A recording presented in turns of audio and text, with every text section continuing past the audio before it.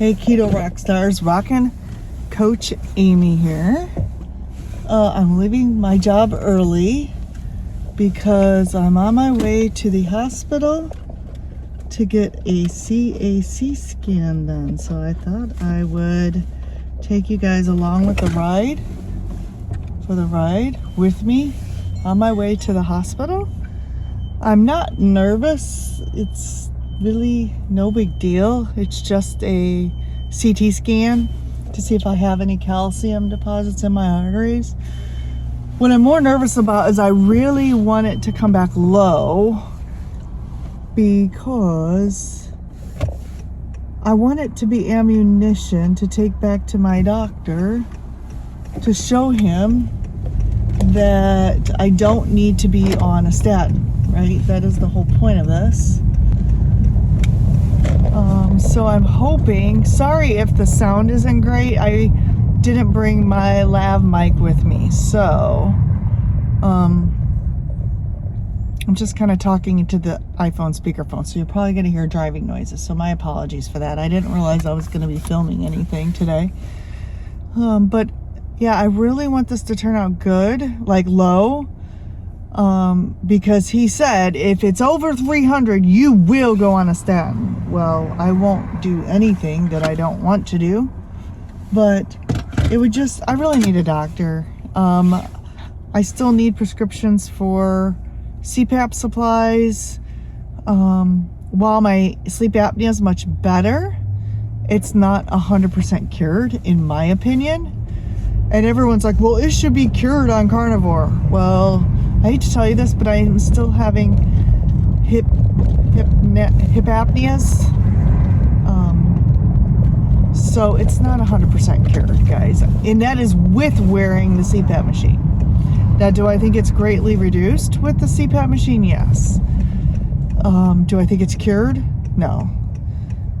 But it's like my AHI right now is like between 0.5, anywhere from 0.5 to 2 point something. So I'm still having hip apneas, or however they say that, events. And I need a doctor to write a prescription for CPAP supplies. So I need to have a doctor for that. I'm also getting off allergy medicines, but my allergist is handling all of that. So they don't care whether or not I'm on a statin. But I do need to have a regular GP for the CPAP supplies. So I would really, I'm praying for a really low or zero CAC score. So I really just want it as ammunition to take to my doctor to say, look, I do not need to be on a statin. My LDL's high and that's it. No high CAC score, no high blood pressure. I'm a lipoprotein A profile, which means that I have big fluffy cholesterol, not the small calcified cholesterol. So, you know, respectfully, I am not going to go on a statin. So that's really my hopes, whims, and wishes for the CAC score. If it's high, I'm not going to freak out. It could be just because of all the damage that I've done to my body in my younger years. Being overweight, drinking, all of the things that we all did when we were younger that probably did not help. So I'm going to also ask when I get there if I can have the results of my CAC scan sent to me. Now, if it does come back higher than I would like, I'm going to do the tinfoil demonstration in my doctor's office, which that's a Dr. Nelson thing. So basically what Dr. Nelson does is he takes a piece of tinfoil and he crumples it up. And then he shows it, demonstrates it to, you know, whoever he's showing this to, and then he tries to flatten it back out, but there's still crinkles in it, right? You can reverse a lot of things, but there are some things that while you are flattening the tinfoil back out, there still is going to be a crease. It will never ever be as straight as it was, right? And that is a demonstration I will basically do for my doctor if he still continues to go down this path. I also have a book, which I'll post the link in this video, The Cholesterol Myth by, I think it's Steven Sinatra and Bobby Bowden. And I will take that to him and ask him to read it. And I also have about 5 different studies that I have printed out that I will give to the doctor as well. So I know CB Carmack, if you guys know CB, he just fired his doctor because of the same exact topic. I really kind of like this doctor. All things aside, I just think he's misinformed and isn't current on his study of cholesterol. I'm also going to ask him if he knows who Ansel Keys is. If he does not know who Ansel Keys is, I'm going to suggest, and maybe I'll print out, you know, some information on Ansel Keys and the terrible misjustice this person did to the cholesterol studies and myths and everything that's being perpetuated for years upon years by the work that this man did. So I probably will ask him if he knows who Ansel Keys is. But I'm really hoping that he will just chalk it up, put it in and I'll tell him, I'm totally fine if you put it in my chart that you counseled me on high cholesterol and your perceived dangers of high cholesterol, and that the patient has been informed, but she respectfully declines to take a statin prescription. So that's what I'm going to ask him to notate in my chart. I'm totally fine him doing that. That way he doesn't get in trouble with the insurance and the powers that be. And I continue doing what I'm doing. Now, some people have suggested that I just lie to the doctor, fill the prescription, tell him I've taken it, and just go about my business. Now, well, that may work for some people. I'm not particularly interested in lying to anyone, especially not my doctor. I'm not saying I've never told a lie, but I'm trying not to go down that path because I'd rather just be truthful and just be nice about it. And the other thing is I don't want to fill the prescription.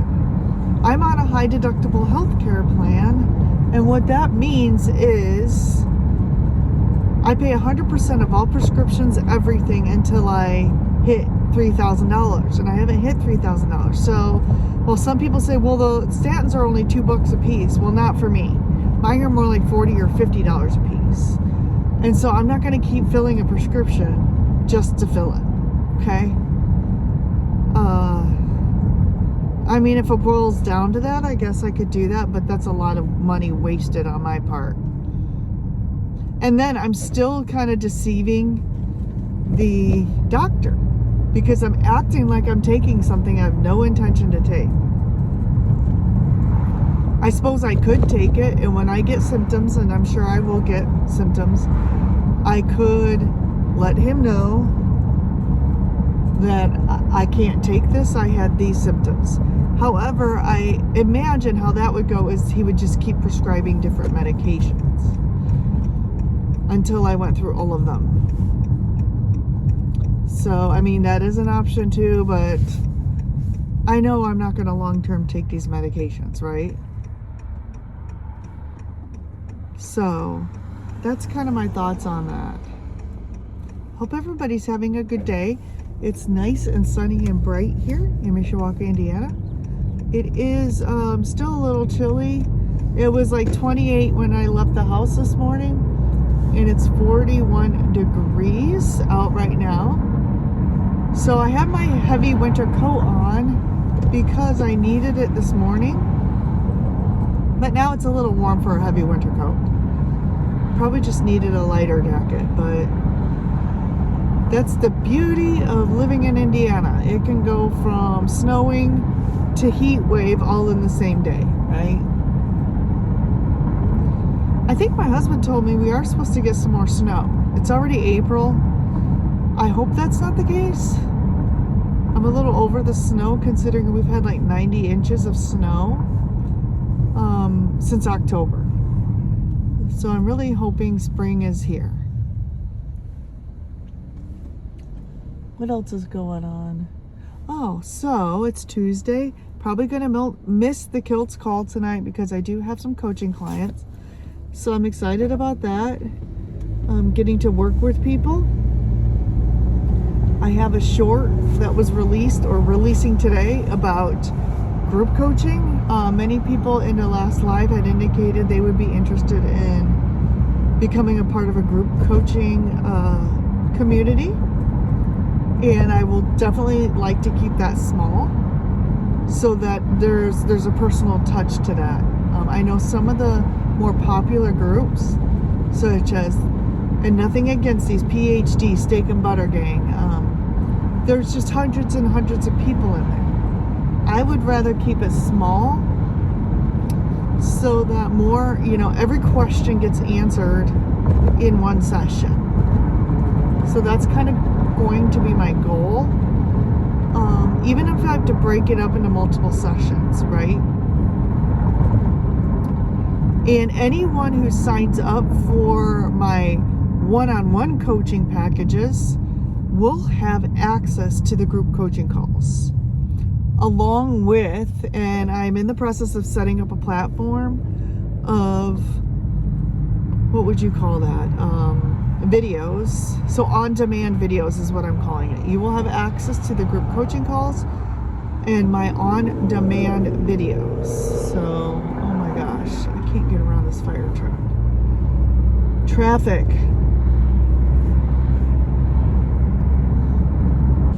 Well, that was fun. My phone just overheated, so I don't really know where I left off. So hopefully I was talking about my group coaching sessions and opening those up for Saturdays. Right now, I take clients on Tuesdays and Thursday evenings after I get off my day job.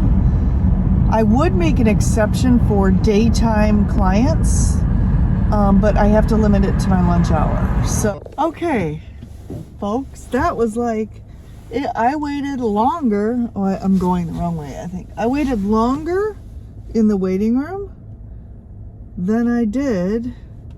The actual scan took like 5 minutes, literally. It was very easy. And if you're wondering what I paid, insurance does not cover the CAC scan. I paid $99 for that. It really did not cost that much. Yeah, I'm going the wrong way here. If anybody can get lost in a parking lot at the hospital, it's me. So yeah, again, that really took like 5 minutes. So I am on my way home. I normally work in the office on Tuesdays, but because the hospital's close to my home, my boss told me just to go home after the scan. So it was really easy peasy. They said I should have the results by tomorrow, even tonight, maybe on the My Chart. So I'm really excited to find out what that is. I'm not worried at all, honestly, no matter what the score is.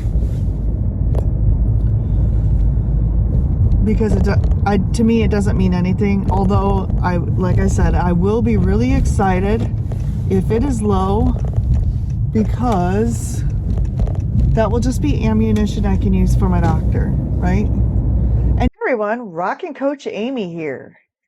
And it's been about a week since I filmed the first part of this video, but today I want to walk you through my recent scan results in a way that actually makes sense, because I know how overwhelming medical reports can feel. It's a little ironic that these results came back and I just finished watching The Cholesterol Code by Dave Feldman. I have to say I feel so much better about these results after watching that movie. It's now on Amazon, so go ahead and check that out. Okay, so here is the big picture. I had a heart CT scan and my calcium score came back at 33. Now, what does that mean? A calcium score measures plaque in your arteries, and a score of 33 puts me in the mild range. So yes, it means I do have early plaque, also known as coronary artery disease, but this is early stage, not advanced disease. Most women the age of 50 actually have a score of 0, so mine is a little higher than average, but still very manageable. This is what I call a warning sign, not a crisis. So let's break down the artery scores. One thing I found that was really helpful was looking at the individual arteries, because this tells you where the plaque actually is. Here's how mine broke down. The left main artery was 0, left anterior descending artery was 0, left circumflex coronary artery was 0. The right coronary artery was where all my calcium was 33. Post-descending is 0, and all other coronary arteries is 0. So what does that mean? All of the calcium is only in one artery, the right coronary artery, and the rest are completely clear. That's actually reassuring because it's localized, it's not widespread, and most of my arteries are still completely free of calcified plaque.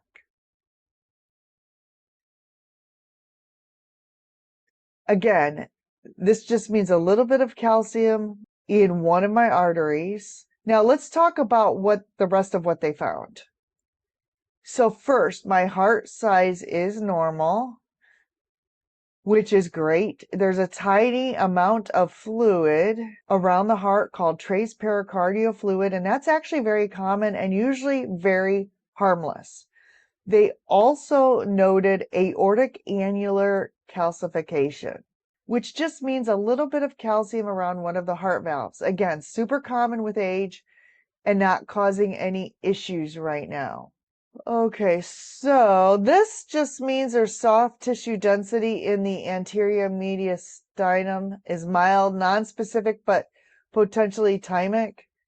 I don't think that really means anything that is significant from what I could find. There were some non-specific lymph nodes that appear subsemitar and short axis diameter as imaged. And more importantly, there is probable mild bibasilar atelectasis scarring.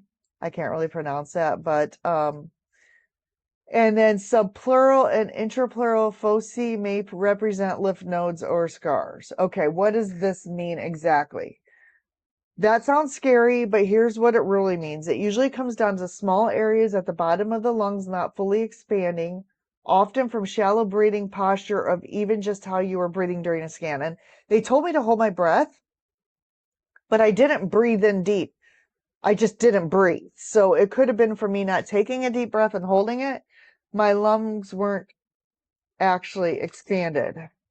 So I'm not too concerned about that. The other thing is I've had asthma since I've been, as long as I can remember, been a little baby. I think it would be normal that I could have a little bit of scarring at the base of my lungs. It does not mean that I have something like pulmonary fibrosis or a serious lung disease. There was no sign of that. As a singer, this actually made a lot of sense to me because I have at times felt like I can't always take a full deep breath. And this lines up more with breathing mechanics than lung damage. Because of that, I'm going to start daily breathing exercises to improve my lung expansion and capacity. And I'll keep you posted on how that goes.